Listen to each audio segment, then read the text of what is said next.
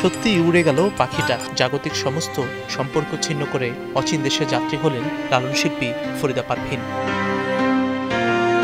ঝুমবৃষ্টি মাথায় নিয়ে বেলা 11:30টায় শহীদ মিনারে তাকে শেষ শ্রদ্ধা জানাতে হাজির ভক্ত, অনুসারী, বন্ধু, সহকর্মী আর স্বজন। তিনি একজন বিখ্যাত শিল্পী হতে পারতেন, সিনেমার গায়িকা হতে পারতেন, কিন্তু তিনি ওই লাইনে যাননি। খোদাবক্স ফকিরের শিষ্যা ছিলেন তিনি ফকিরি জীবন বেছে নিয়েছেন। তার প্রতি সালাম, শ্রদ্ধা, ভালোবাসা। আজকে যে ঢাকা মহানগর সহ সমস্ত শহরগুলোতে লালনের গান শোনা হয়, লালনের গান গণমাধ্যমে, তার পেছনে কিন্তু ফরিদা পারভীনের অবদান। এবং লালনের গানের গায়কির যে একটা আলাদা ঘরানা আছে সেটা তিনি প্রতিষ্ঠা করেছেন। এবং আমি মনে করি যে বিশ্বব্যাপী লালন আরও বেশি সমাদৃত হবে।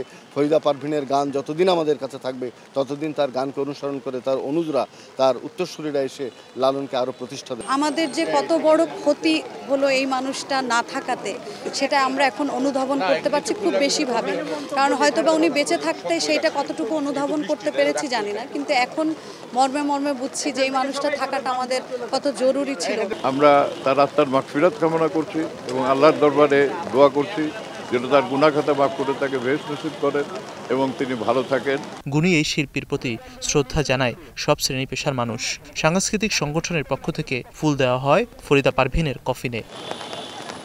শহীদ মিনারে শ্রদ্ধা নিবেদন পর্ব শেষে ঢাকা বিশ্ববিদ্যালয় কেন্দ্রীয় জামে মসজিদে জোহরের নামাজের পূর্বে অনুষ্ঠিত হয় শিল্পীর জানাজার নামাজ। প্রিয় মানুষকে হারিয়ে শোকে কাতর বন্ধু, সহকর্মী, শিষ্য ও সঙ্গীতাঙ্গনের সবাই। তাদের কণ্ঠে উচ্চারিত হয় অচিন পাখি সঙ্গীত একাডেমি ও ফরিদা পারভীনের স্বপ্ন বাঁচিয়ে রাখার বিষয়টি। অচিন পাখি সঙ্গীত একাডেমি আছেন, ওটাকে আমরা আঁকড়ে ধরে রাখার চেষ্টা করব ভালোবাসার সাথে। একজন মা হারা হলে সন্তান কেমন কি অবস্থায় সন্তানের আপনারা বুঝেন। এখানে তো আসলে ওইভাবে কিছু বলার নাই, আমরা মা হারা হলাম। এই ফরিদা পারভীন একটা গান গেয়ে কিন্তু ফুর মারবে, তোমরা ভুলে গেছো মোল্লাকিদের নাম। আজকে তো ফরিদা পারভীনের নামই ভুলে যাবে পাবলিক বা মানুষ সবাই ভুলে যাবে। কি দিলাম ওনার কাছে, অনেক কিছু পেয়েছি। ওনাকে যাওয়ার সময় জাস্ট জানাজা করলাম, বিদায় দিলাম, এই তো। দেশবাসীর কাছে দোয়া চান ফরিদা পারভীনের পরিবার। কোনো অপরাধ করেননি, এমন কোনো কাজ করেননি এবং সারাক্ষণ মানুষের জন্য করেছেন, চেষ্টা করেছেন এবং তার এই গানটাকে, লালনের গানটাকে সারা পৃথিবীর বুকে ছড়াই দিচ্ছে।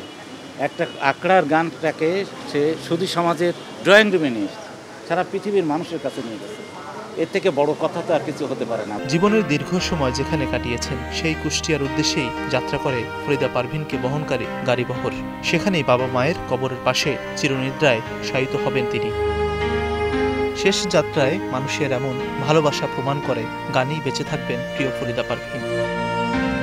মাঝারুল ইসলাম তামিম, স্টার নিউজ, ঢাকা।